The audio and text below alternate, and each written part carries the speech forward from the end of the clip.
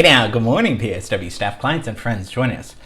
Welcome to Wednesday's class. A lot of fun looking at the Armenian composer Khachaturian yesterday. Those great waltzes. I kind of wanted to show a lot of the orchestra playing those things because it's so fun to see it live. It's visual music, and it's fun to see the saber dance and Spartacus and the ballet and all that stuff. I thought seeing that live orchestra would be very exciting. So hope you enjoyed that. Film scoring results are in for Life of Pi. Great work. Very, very cool. So, okay, we haven't done a musical in a long time, and I know some people either love or hate them, and some people are indifferent. I guess that covers everybody, but we're gonna talk about a really classic one. I mean, so many great songs in this.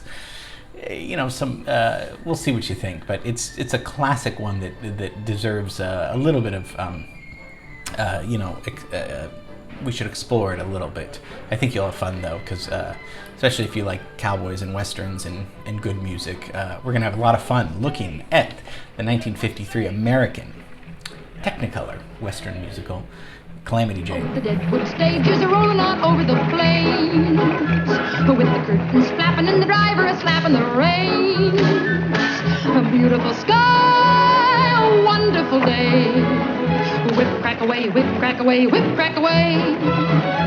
Oh, the Deadwood stage is heading on over the hills, where the engine arrows are thicker than porcupine quills. Dangerous land, no time to delay. So whip, crack away, whip, crack away, whip, crack away. We're heading straight for town, loaded down with a fancy cargo, caravels of Fargo, Illinois. Boy! Oh, the Deadwood stage is coming on over the crest, like a homing pigeon that's a hankering after its nest. 23 miles we've covered today. So whip, crack away, whip, crack away, whip, crack away. Yes, that's Doris Day. Terrific, right? Calamity Jane, based on, kind of the real Calamity Jane, based on the Wild West figure and it's a musical, so there's a romance between her and Wild Bill Hickok, played by Howard Keel from Dallas, mostly famous for that. And it takes place in the 19th century, late 19th century, the American Old West. So we'll talk about kind of historically what's going on when the movie comes out.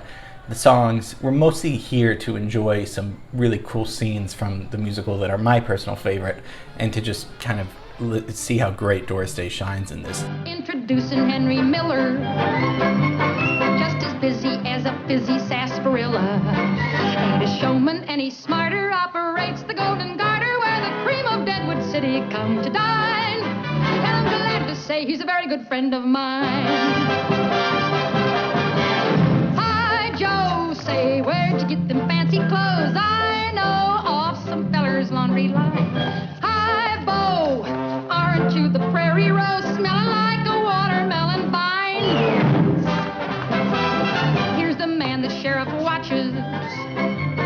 On his gun there's more than 27 notches. On the draw there's no one faster, and you're flirting with disaster when Bill Hickok's reputation you malign. Say he's a very good friend of a friend of mine. Oh, this was probably, she said, one of her favorite roles she was in, and she's just so charismatic and so great in this. So definitely we'll have too much fun today. There's a three-legged crow. Set him up, Joe. Set him up, Joe. Set him up, Joe. Drinks on the house. Drinks on the house. Set him up, Joe.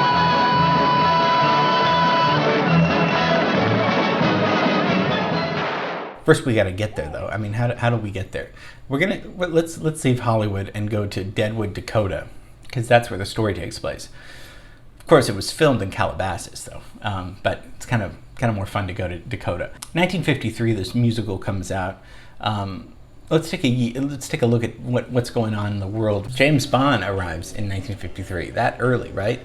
Ian Fleming publishes his first James Bond novel, Casino Royale, in England. So, about 10 years from now, in the 60s, they're going to be making tons more money off Well, yeah, even today, money off Ian Fleming's book. So James Bond's out. Yeah, I mean, I guess historically speaking, this is the Playboy's first issue.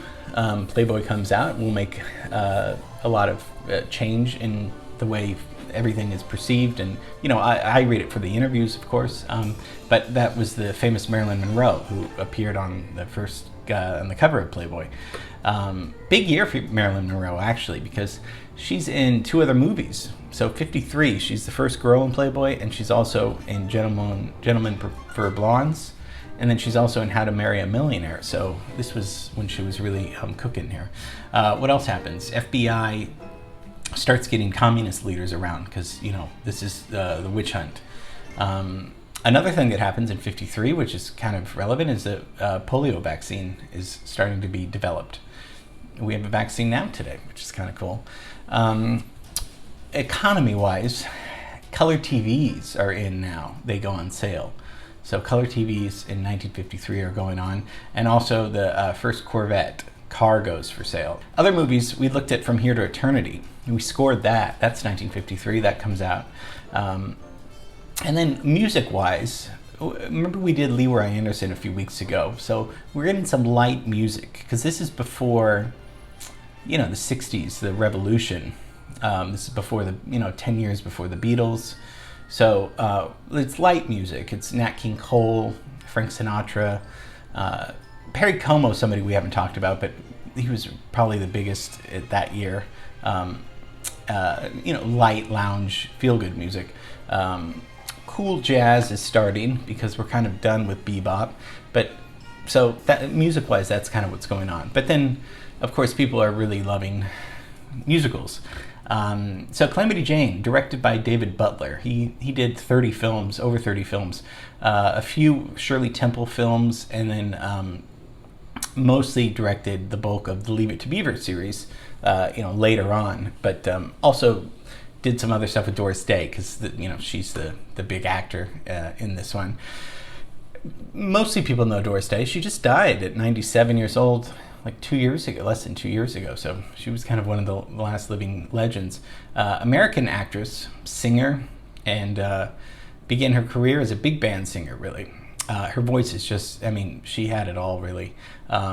Started as a big band singer in 1939, and then got into film. This Calamity Jane, she's 31 years old in this movie, and this is kind of the beginning of her huge career that she will have. The big career, of course, is Pillow Talk with Rock Hudson and her movies with Rock Hudson. That's going to be late 50s. So when Pillow Talk comes out in 59, that's when she's just the most famous star. But she's pretty famous right now. I just flew in from the Windy City. The Windy City is mighty pretty, but they ain't got what we got. No siree. They've got shacks up to 7 stories. Never see any more than glories. But a step from our doorway, we got 'em for free. They've got those minstrel shows, pretty ladies in the big chapeaus, private lawns, public parks, for the sake of civic virtue. They've got fountains there that squirt you. I just flew in from the Windy City. The Windy City is mighty pretty, but they ain't got what we got. I'm telling you, boys, we got more life in Deadwood City than in all of Illinois. So her character, she falls for this very handsome man, Lieutenant Danny, and she's forced to go and rescue him from these Indians.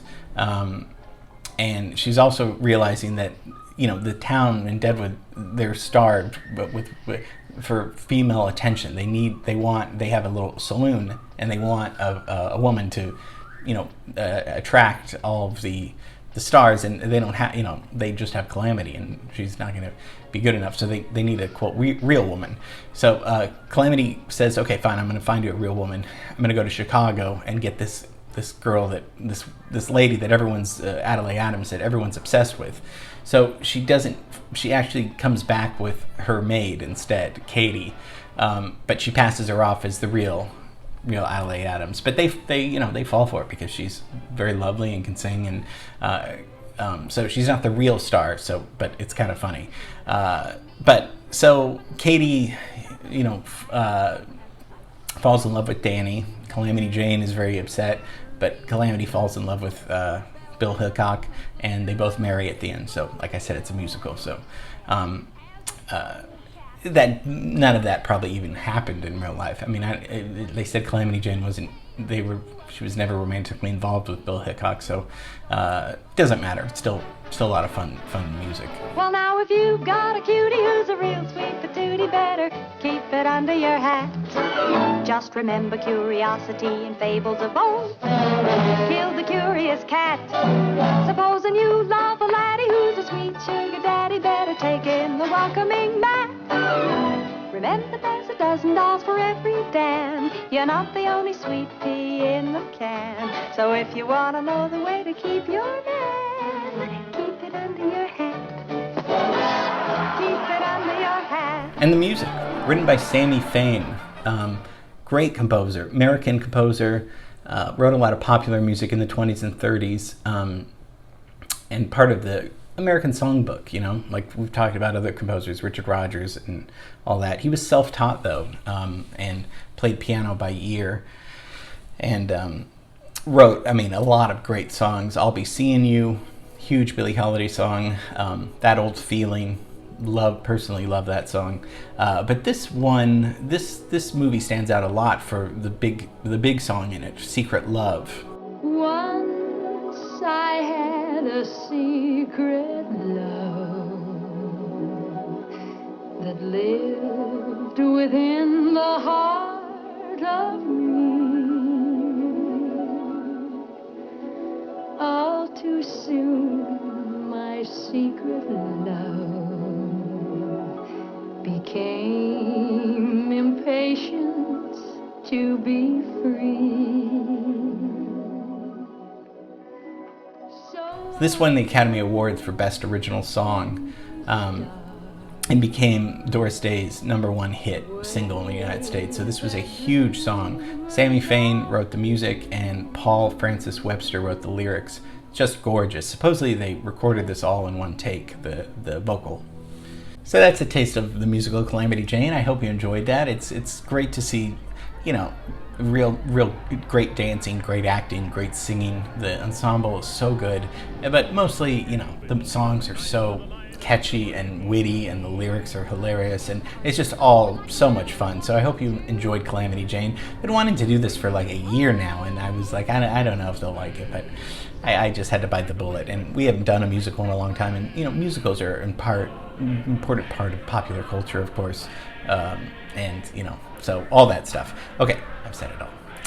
Love you, miss you, and tomorrow we're going to be leaving South Dakota. I know that's going to be tough, and we'll go back to Hollywood. Okay, see you tomorrow. Bye.